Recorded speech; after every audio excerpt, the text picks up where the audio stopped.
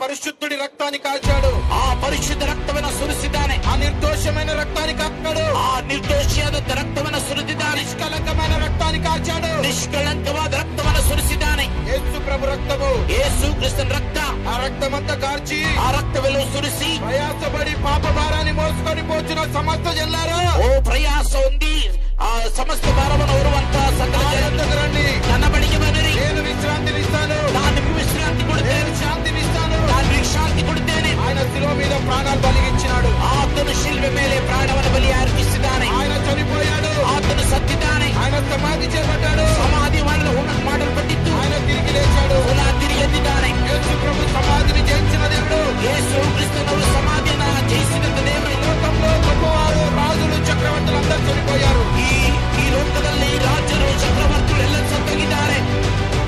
అందరూ సమాధులు మోయబడి ఉన్నాయి. ಎಲ್ಲರ ಸಮಾಧಿಗಳು ಮುಚ್ಚಲ್ಪಟ್ಟಿವೆ.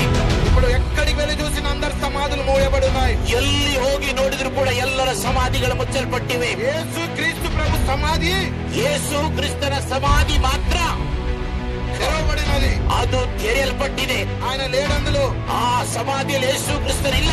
ఆయన బయటికి వచ్చాడు, ಆತನು ಹೊರಗೆ ಬಂದಿದ್ದಾನೆ. ఆయన పరలోకానికి వెళ్ళాడు. ಆತನು ಪರಲೋಕಕ್ಕೆ ಹೋಗಿದ್ದಾನೆ. ఇది సత్యము, ಇದು ಸತ್ಯ. ఇది నమ్మాలి, ಇದು ನಂಬಬೇಕು. ఇది నమ్మాలి. ಇದು ನಂಬಬೇಕು. ఇది నమ్మినప్పుడు ಇದು ನಂಬಿದಾಗ మారు మనసు పొందుతావు. ನಿಮ್ಮ ಜೀವಿತ ಬದಲಾಯಿಸಿಕೊಳ್ತೀರಿ. రోమిలకు రాసిన పత్రిక ಅದಕ್ಕೆ ರೋಮಾಪುರದವರಿಗೆ ಬರೆದ ಪತ್ರಿಕೆ అధ్యాయంలో రాస్తుంది, ಅಲ್ಲಿ 10ನೇ ವಚನದಲ್ಲಿ 9వ వచనంలో రాస్తుంది. 9ನೇ ವಚನದಲ್ಲಿ ಬರೆಯಲ್ಪಟ್ಟಿದೆ. అదేమనగా, ಅದೇನಂದ್ರೆ యేసు ప్రభువుని ಯೇಸು ಕ್ರಿಸ್ತನನ್ನ నోటితో ఒప్పుకుంటే, ನಿನ್ನ ಬಾಯಿಂದ ಅರಿಕೆ ಮಾಡಿದ್ರೆ, హృదయంలో విశ్వాసం ఉంచితే ಹೃದಯದಲ್ಲಿ ನಂಬಿಕೆ ಇಟ್ಟಿದ್ರೆ నువ్వు దేవుని బిడ్డ అవుతావని రాస్తుంది. ನೀವು ದೇವರ ಮಕ್ಕಳಾಗ್ತೀರಂತ ಬರೆ. నువ్వు రక్షింపబడడానికి చాలా సునాయాసమైన మార్గము.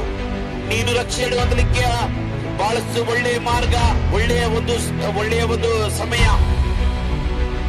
నోటితో ఒప్పుకుంటే చాలు, ನಿನ್ನ ಬಾಯಿಂದ ಒಪ್ಪಿಕೊಂಡ್ರೆ ಸಾಕು. హృదయంలో విశ్వాసం ఉంచితే చాలు, ಹೃದಯದಲ್ಲಿ ನಂಬಿಕೆ ಇಟ್ರೆ ಸಾಕು. నువ్వు దేవుని బిడ్డ అవుతావు. ನೀನು ದೇವರ ಮಗಳಾಗುತ್ತಿ. వచనంలో రాస్తుంది, 10ನೇ ವಚನದಲ್ಲಿ ಬರೆಯಲ್ಪಟ್ಟಿದೆ. అయితే ఇది వారి జీవితంలో జరుగుతుందో ಯಾರಾದ್ರೂ ಈ